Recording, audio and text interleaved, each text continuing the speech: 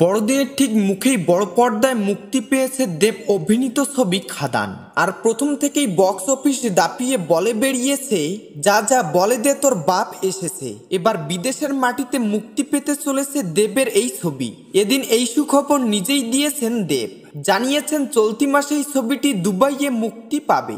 আগামী 25 জানুয়ারি থেকে সেখানে দেখা যাবে এই ছবি। খাদান মুক্তির আগে এবং পরে দেব তার গোটা টিম নিয়ে বাংলায় সফর করেছেন ছবির প্রচারের জন্য। এবার বিদেশের মাটিতেও উড়ে যাবেন। আর সেই ইঙ্গিত এবং দুবাইয়ে খাদানের মুক্তির কথা জানিয়ে লেখেন, খাদান এখন আন্তর্জাতিক। দুবাইয়ে খাদানের গ্র্যান্ড আন্তর্জাতিক প্রিমিয়ার হবে। তৈরি হয়ে যান খাদানের আন্তর্জাতিক ট্যুরের জন্য।